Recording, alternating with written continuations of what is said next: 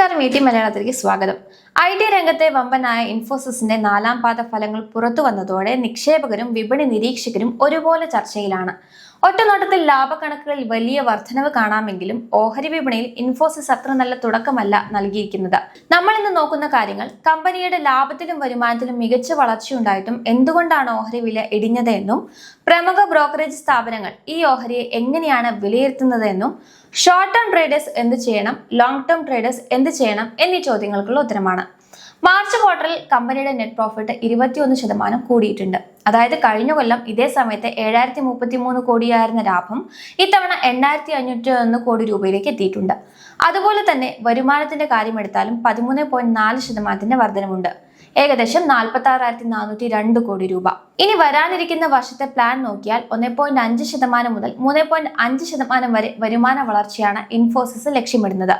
ഒപ്പം പ്രവർത്തന ലാഭവിഹിതം അഥവാ ഓപ്പറേറ്റിംഗ് മാർജിൻ ഒരു 20 മുതൽ 22% റേഞ്ചിൽ നിർത്തുമെന്നും കമ്പനി കണക്കുകൂട്ടുന്നുണ്ട്. ചുരുക്കത്തിൽ കഴിഞ്ഞ വർഷത്തെ അപേക്ഷിച്ച് നല്ലൊരു മുന്നേറ്റം തന്നെയാണ് ഇൻഫോസിസ് കാഴ്ചവെച്ചിരിക്കുന്നത്. കമ്പനിയുടെ പ്രകടനത്തെക്കുറിച്ച് CEO സലിൽ പരേഖ് ആത്മവിശ്വാസത്തോടെ സംസാരിക്കുകയും ചെയ്തിട്ടുണ്ട്. കഴിഞ്ഞ വർഷം ഇൻഫോസിസിനെ സംബന്ധിച്ച് വളരെ മികച്ചതായിരുന്നു എന്നും ഏകദേശം $14.9 ബില്യൺ വമ്പൻ കരാറുകൾ സ്വന്തമാക്കാൻ കമ്പനിക്ക് സാധിച്ചു എന്നും അദ്ദേഹം വ്യക്തമാക്കിയിട്ടുണ്ട്. AI ഡെവലപ്മെന്റ് 6 മേഖലകളിൽ കേന്ദ്രീകരിച്ചാണ് നടക്കുന്നത് എന്ന് അദ്ദേഹം വ്യക്തമാക്കിയിരിക്കുന്നു. ഇതിനായി ആഗോളതലത്തിലെ തന്നെ പ്രമുഖ AI കമ്പനികളുമായുള്ള ടൈപ്പ് സഹായിക്കുമെന്നും AI ഫസ്റ്റ് രീതിയും ടൊപാസ് ഫാബ്രിക്കും വഴി ഉപഭോക്താക്കളുടെ വിശ്വാസം നേടിയെടുക്കാനും വിപണിയിൽ കൂടുതൽ കരുത്തരാകാനും സാധിക്കുമെന്നും CEO പറഞ്ഞിട്ടുണ്ട്. ഇന്ന് പക്ഷേ നിങ്ങൾ കണ്ടു കാണും, ഇൻഫോസിസിന്റെ ഓഹരി വിലയിൽ 5% ഇടിവാണ് കണ്ടത്. ഓഹരിയുടെ ഭാവി പ്രകടനത്തെക്കുറിച്ച് പ്രമുഖ ബ്രോക്കറേജ് സ്ഥാപനങ്ങൾക്കിടയിൽ വ്യത്യസ്തമായ അഭിപ്രായങ്ങളാണ് ഉയരുന്നത്. നോമുറ ഈ ഓഹരിക്ക് ബൈ റേറ്റിംഗ് നൽകുകയും തങ്ങളുടെ ടോപ്പ് പിക്കായി പട്ടികയിൽ ഇൻഫോസിസിനെ നിലനിർത്തുകയും ചെയ്തിട്ടുണ്ട്. എന്നാൽ ജെഫറീസ് ഓഹരിയുടെ ടാർഗറ്റ് പ്രൈസ് കുറച്ചുകൊണ്ട് വരും കാലയളവിൽ ഓഹരി വിലയിൽ വലിയ വർധനവുള്ള സാധ്യത പരിമിതമാണെന്ന് വിലയിരുത്തുന്നു. അതേസമയം മോത്തിലാൽ ഒസ്വാൾ ഓഹരി വാങ്ങാൻ ശുപാർശ ചെയ്യുന്നുണ്ടെങ്കിലും വിപണിയിലെ നിലവിലെ സാഹചര്യം കണക്കിലെടുത്ത് കരുതലോടെയുള്ള ഒരു സമീപനമാണ് സ്വീകരിച്ചിരിക്കുന്നത്. ഓരോ ബ്രോക്കറേജും എന്തുകൊണ്ട് ഇത്തരമൊരു സമീപനം സ്വീകരിച്ചുവെന്ന് മനസ്സിലാക്കാം. ജെഫറീസ് ടാർഗറ്റ് വില കുറയ്ക്കുകയാണ് ചെയ്തതെന്ന് പറഞ്ഞു. ടാർഗറ്റ് വില 1290 രൂപയിൽ നിന്നും 1235 രൂപയായിട്ടാണ് കുറച്ചിരിക്കുന്നത്. നിലവിലെ വിപണി വിലയ്ക്ക് ഏകദേശം അടുത്താണിത്. ടാർഗറ്റ് വില കുറയ്ക്കാൻ ജെഫറീസ് പ്രധാനമായി 3 കാരണങ്ങളാണ് പറയുന്നത്. ഒന്ന്, ഗൈഡൻസിൽ പറഞ്ഞിട്ടുള്ള കുറഞ്ഞ വരുമാന വളർച്ച തന്നെയാണ്. ജീവനക്കാരുടെ എണ്ണത്തിലുണ്ടായ കുറവാണ് രണ്ടാമത്തെ റീസൺ. പുതിയ വലിയ കരാറുകൾ നേടുന്നതിൽ മുൻവർഷത്തെ അപേക്ഷിച്ച് 19% ഇടിവ് രേഖപ്പെടുത്തിയെന്നതാണ് മൂന്നാമത്തെ കാരണം. ഇതെല്ലാം നിരാശാജനകമാണെന്ന് ജെഫറീസ് വിലയിരുത്തുന്നു. എങ്കിലും വിദേശ നാണയ വിനിമയ നിരക്കിലെ മാറ്റങ്ങൾ പരിഗണിച്ച് വരും വർഷങ്ങളിലെ ലാഭവിഹിതം വർദ്ധിക്കുമെന്ന് ജെഫറീസ് കരുതുന്നുണ്ട്. ഡിവിഡന്റ് ഈൽഡ് മെച്ചപ്പെട്ട നിലയിലായതിനാൽ ഓഹരി വില വല്ലാതെ താഴാൻ സാധ്യതയില്ല എങ്കിലും വളർച്ചാ മന്ദത കാരണം വില വലിയ തോതിൽ കൂടാനും സാധ്യത കുറവാണെന്ന് ജെഫറീസ് വിലയിരുത്തുന്നുണ്ട്. മോത്തിലാൽ ഒസ്വാൾ ഇൻഫോസിസ് ഓഹരികൾക്ക് 1450 രൂപയാണ് ടാർഗറ്റ് വില നൽകിയിരിക്കുന്നത്. ഇത് നിലവിലെ വിലയേക്കാൾ 17% കൂടുതലാണ്.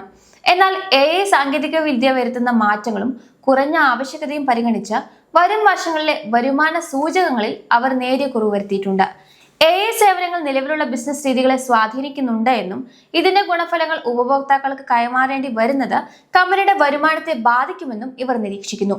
AI അധിഷ്ഠിത സേവനങ്ങളിലും ചിലവ് കുറയ്ക്കൽ പദ്ധതികളിലും ഇൻഫോസിസിനുള്ള കരുത്ത് ഇടത്തരം കാലയളവിൽ കമ്പനിക്ക് ഗുണകരമാകുമെന്ന് മോത്തിലാൽ ഒസ്വാളിന്റെ വിലയിരുത്തൽ. നോമുറ അവരുടെ ടോപ്പിക്കായി ഇൻഫോസിസിനെ തിരഞ്ഞെടുക്കുന്നുണ്ട്. നിലവിലെ വിലയേക്കാൾ 32% വർധനവ് പ്രതീക്ഷിച്ചുകൊണ്ട് 1640 രൂപയാണ് അവരുടെ ടാർഗറ്റ് പ്രൈസ് നിശ്ചയിച്ചിരിക്കുന്നത്. നാലാം പാദത്തിൽ പ്രവർത്തന ലാഭവിഹിതത്തിൽ എബിറ്റ് മാർജിനിൽ നേരിയ കുറവുണ്ടായെങ്കിലും വരും വർഷങ്ങളിൽ ഇത് 21% എന്ന നിലയിൽ സുസ്ഥിരമായിരിക്കുമെന്നാണ് നോമുറയുടെ നിഗമനം. ശമ്പള വർധനവിന്റെ കാര്യത്തിൽ കമ്പനി നിലവിൽ തീരുമാനങ്ങളൊന്നും എടുത്തിട്ടില്ല എന്നും അവർ ചൂണ്ടിക്കാണിക്കുന്നു. JM ഫിനാൻഷ്യൽ ഇൻഫോസിസിന് ബൈ റേറ്റിംഗ് നൽകുന്നത് തുടരുന്നുണ്ടെങ്കിലും ലക്ഷ്യവില 1525 രൂപയിൽ നിന്നും 1500 രൂപയെ കുറച്ചിട്ടുണ്ട്. എങ്കിലും നിലവിലെ വിപണി വിലയേക്കാൾ 21% നേട്ടം ഓഹരിയിൽ ഉണ്ടാകുമെന്നാണ് അവർ പ്രതീക്ഷിക്കുന്നത്. കഴിഞ്ഞ സാമ്പത്തിക വർഷത്തിൽ വലിയ കരാറുകൾ നേടുന്നതിൽ കമ്പനി 28% വളർച്ച കൈവരിച്ചത് ശുഭസൂചനയായി ഇവർ കാണുന്നു. ഇനി ഇൻഫോസിസിന്റെ ഓഹരി വിപണിയിലെ പ്രകടനം നമുക്കൊന്ന് വിലയിരുത്താം. കഴിഞ്ഞ കുറച്ചു കാലമായി ഇൻഫോസിസ് ഓഹരി വിപണിയിൽ വലിയ തിരിച്ചടിയാണ് നേരിടുന്നത് നമ്മൾ കാണുന്നുണ്ട്. കഴിഞ്ഞ 5 ദിവസം കൊണ്ട് തന്നെ ഓഹരി വിലയിൽ 6.8% ഇടിവാണ് രേഖപ്പെടുത്തിയിരിക്കുന്നത്. ഒരു മാസത്തെ കണക്കെടുത്താൽ 3.6% നഷ്ടമാണ് വിലയിലുണ്ടായത്. കഴിഞ്ഞ 6 മാസത്തിനിടെ നിക്ഷേപകർക്ക് 19.25% നഷ്ടം സംഭവിച്ചപ്പോൾ ഒരു വർഷത്തെ കാലയളവിൽ സമ്പത്തിന്റെ 16%-ലധികമാണ് ഇല്ലാതായത്. വരാനിരിക്കുന്ന വർഷത്തെ കുറഞ്ഞ വരുമാന വളർച്ചാ സൂചനകളും വിപണിയിലെ അസ്ഥിരതയുമാണ് ഓഹരി വിലയെ ഇത്രത്തോളം പ്രതികൂലമായി ബാധിച്ചത്. ഷോർട്ട് ടേമായി ട്രേഡ് എടുക്കാൻ ആഗ്രഹിക്കുന്നവർക്ക് ഇൻഫോസിസ് ഓഹരിയിൽ നിലവിലെ ടെക്നിക്കൽസ് പരിശോധിച്ചാൽ ഓഹരി തികച്ചും ഒരു ബെയറിഷ് ട്രെൻഡിലാണെന്ന് കാണാം. ഓഹരി അതിന്റെ 52 ആഴ്ചയിലെ ഏറ്റവും താഴ്ന്ന വിലയിലേക്ക് എത്തിയിട്ടുണ്ട്. നിലവിലെ എല്ലാ പ്രധാന മൂവിംഗ് ആവറേജുകൾക്കും താഴെയാണ് ട്രേഡ് നടക്കുന്നതെന്ന് വിൽപ്പനാ സമ്മർദ്ദത്തിന്റെ ആഴം വ്യക്തമാക്കുന്നുണ്ട്. 4ാം പാദ ഫലങ്ങൾക്ക് പിന്നാലെ ഉണ്ടായിട്ടുള്ള ഗ്യാപ് ഡൗൺ ഓപ്പണിംഗ് നിക്ഷേപകർക്കിടയിലുള്ള ഭീതിയെ തന്നെയാണ് സൂചിപ്പിക്കുന്നത്. RSI ഇൻഡിക്കേറ്റർ ഓവർസോൾഡ് സോണിനോട് അടുത്ത് നിൽക്കുന്നതിനാൽ ചെറിയൊരു തിരിച്ചുവരവ് പ്രതീക്ഷിക്കാമെങ്കിലും MACD ഇപ്പോഴും താഴേക്ക് തന്നെയാണ് വിരൽ ചൂണ്ടുന്നത്. 1180 രൂപ എന്ന പ്രധാന സപ്പോർട്ട് തകർന്നതോടെ ഓഹരി അടുത്ത സപ്പോർട്ട് സോണുകൾ തേടുകയാണ്. ഇനി 1150 to 1140 നിലവാരത്തിലായിരിക്കും അടുത്ത പ്രതീക്ഷ. ഓഹരി വില ഇത്രയും താഴേക്ക് വരുന്ന സാഹചര്യത്തിൽ പുതിയ നിക്ഷേപകർ ഒരു ബേസ് ഫോർമേഷൻ ഉണ്ടാകുന്നവരെ കാത്തിരിക്കേണ്ടതാണ്. അതായത് വില ഒരു നിശ്ചിത നിലവാരത്തിൽ കുറച്ചു ദിവസങ്ങൾ തുടർച്ചയായി നിൽക്കുന്നുണ്ടോ എന്ന് നിരീക്ഷിക്കുക. അതിനുശേഷം മാത്രം വാങ്ങുന്നതാണ് സുരക്ഷിതം. ലോങ് ടേം നിക്ഷേപകരെ സംബന്ധിച്ചും മനസ്സിലാക്കേണ്ട ഒരു കാര്യം വിപണിയിലെ ആവശ്യകതയിൽ ഉണ്ടാകുന്ന മാറ്റങ്ങളും കമ്പനി നൽകിയ വളർച്ചാ സൂചനകളുമാണ് ഓഹരി വിലയെ ഇപ്പോൾ പ്രധാനമായും ബാധിച്ചിരിക്കുന്നത്.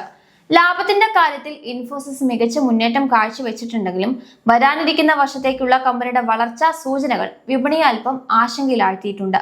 ജെഫറീസിനെ പോലുള്ളവർ ജാഗ്രത നിർദ്ദേശിക്കുമ്പോൾ നോമുറയും മോത്തിലാൽ ഒസ്വാളും കമ്പനിയുടെ ദീർഘകാല സാധ്യതകൾ ഇപ്പോഴും വിശ്വസിക്കുന്നുണ്ട്.